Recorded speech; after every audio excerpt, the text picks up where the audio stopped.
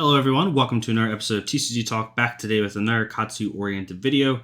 And today I wanted to go over sideboarding when it comes to Katsu. Now Katsu sideboarding is honestly, in my opinion, one of the easiest sideboarding mechanics to figure out in all of the heroes. Aggro Katsu has a very consistent game plan. He knows what he wants to do all the time, and his game plan really doesn't change no matter who he's playing. He's always just trying to push damage and create tempo. So sideboarding really is to help to manage the tempo that your opponent's trying to create, and it's honestly very, very easy for the most part, right?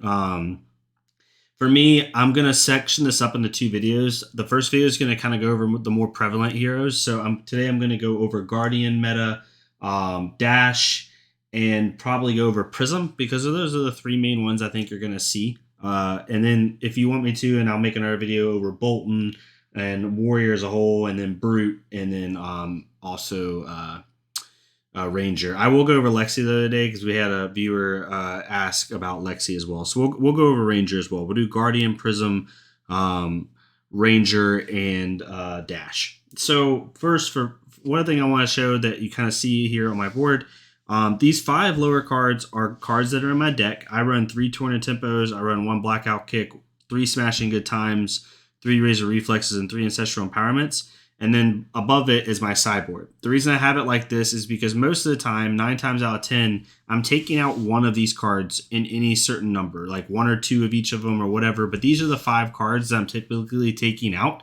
And the best way to look at it is I have around 12 non-attack or 12 cards in my deck that are not attack actions. So if you're subbing in an unmovable or a flick flack, you need to sub out a non-attack action, right? So don't sub in a defense reaction for an attack, because you're taking away your aggro strategy to put in a little bit more defense, when really what you want to do is you want to put in defense while not hurting your aggro strategy, right? So really, if we're going to organize this even better, if you're going to put in a flick flack or an unmovable, right, then you should be taking out a Smashing Good Time, a Razor Reflex, or an Ancestral Empowerment. Whereas if you're putting in Command and Conquer or Exude Confidence, then you want to sub it out for another attack, if that makes sense. So going into it with Bravo Star of the Show is going to be really hard for me to tech right now for you. I would say that most Bravo Star of the Shows are still going to have crush effects, they're still going to have high arching attacks. So some of the similar ones that you would have put in against old Bravo will be similar to new Bravo. So I'll kind of put those together for right now.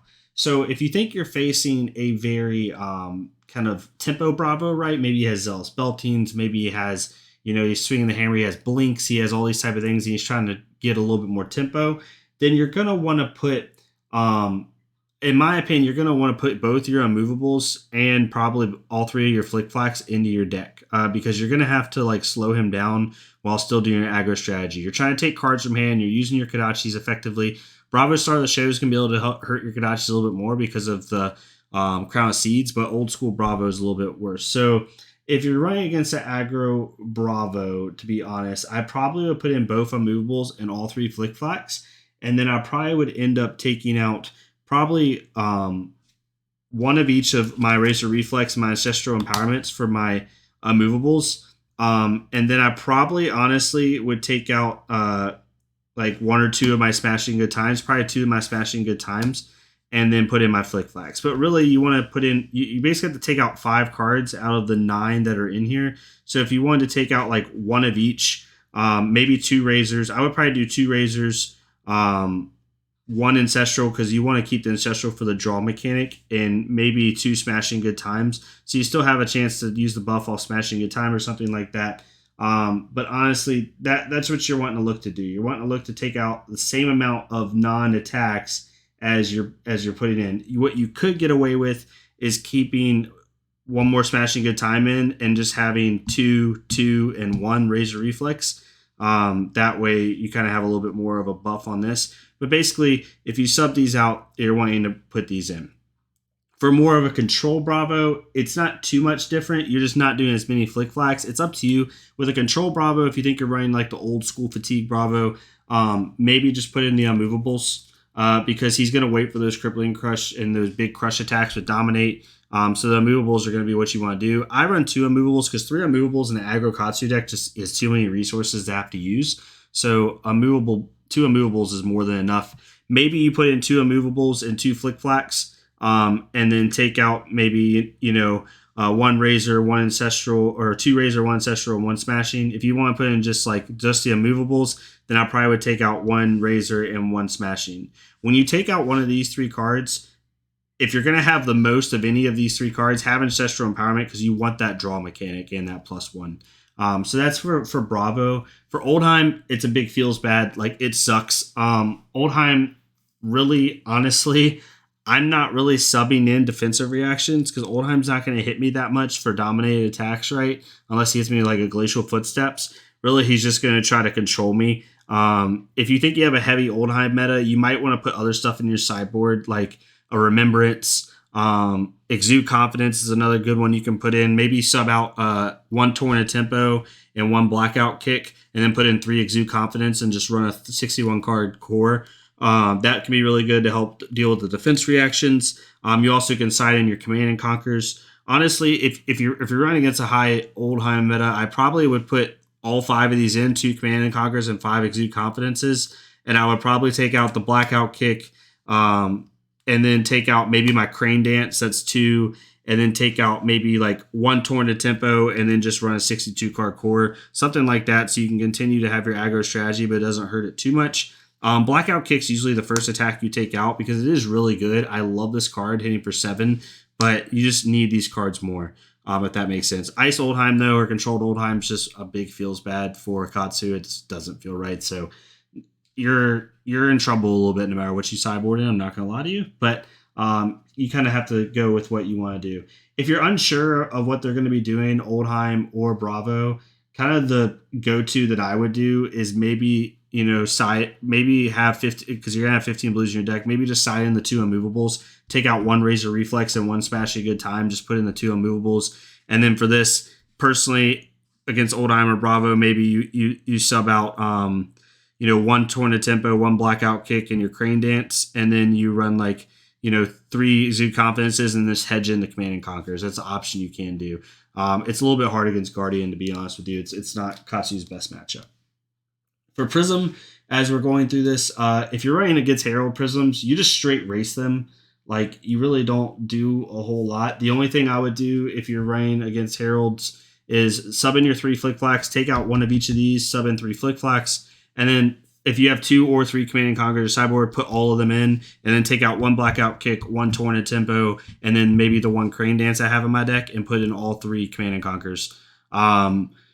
Exude Confidence you can put in because they do have Soul Shields, they do have Fate for Scenes, but that's if you're running a slow Aura build. So if they're just doing Heralds, put your Command and Conquers in, sub out those 3 cards that I talked about, and then put 3 Flex Flex in and sub out 1 of each of these.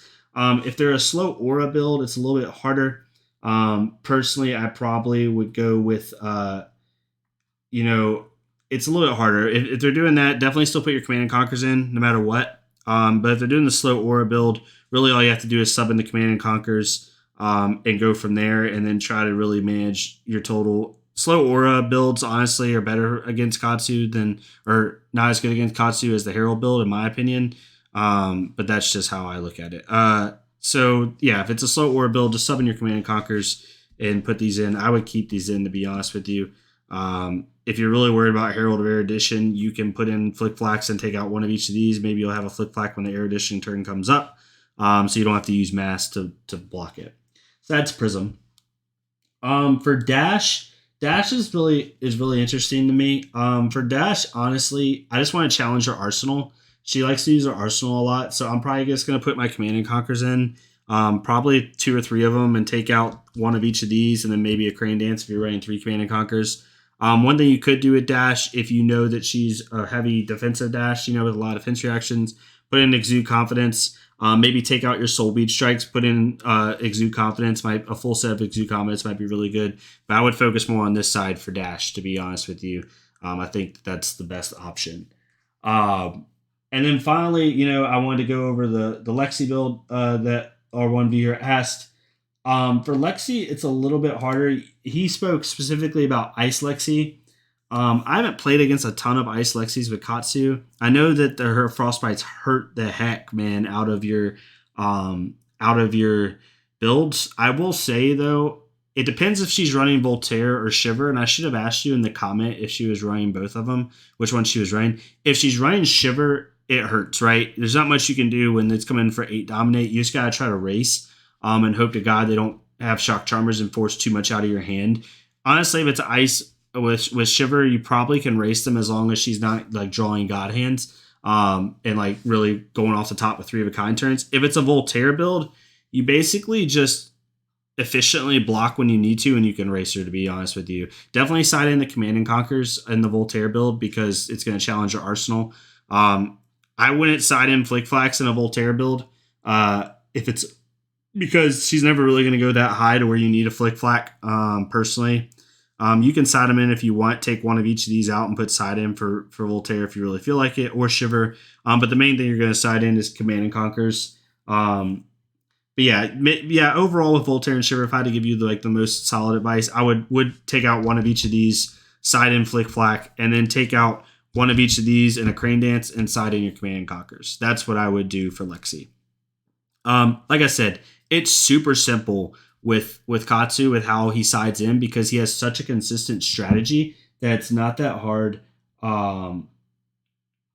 It's not that hard to really figure out what's going on with what you need to sideboard in. Hopefully this helps. I'll go over Bolton and Dorinthia and Brute and Kano and Viscerai at a later time, and Briar. It's just so many. I just don't want to turn this into a 25-minute video. I like my videos to be like 10 to 15 minutes tops, preferably like around 10 minutes. So yeah, I hope you all enjoy this content. If you want to see the other heroes and what I would sideboard against them, let me know. And I'll be more than happy to do that for you. And yeah, I hope you all enjoy the content. If you like it, please leave a like, comment, subscribe. If not me, go to another Flesh and Blood creator, do the same thing for them so we get more people seeing this game. And I'll see y'all next time on TCG Talk. Thank you all so much, guys. Hope you all have a great week.